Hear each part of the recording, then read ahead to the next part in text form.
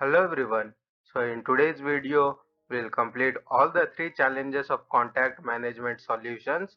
So we'll click on the challenge one, and after that it will take us here scroll down, and after scrolling down the correct answer for the first question is B and the correct answer for the second question is A. Now we'll just click here to earn points.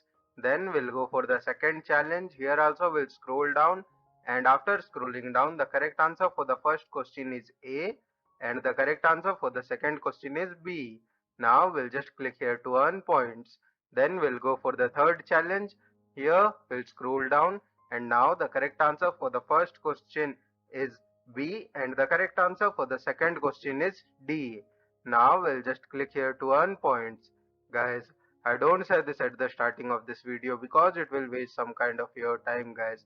If you like my content, do support with a like and subscribe, guys. It will help me a lot. And if you want any kind of video, you just comment it in the comment section. I will be providing the video as soon as possible, guys. Thank you for watching, guys. We'll meet in the next video.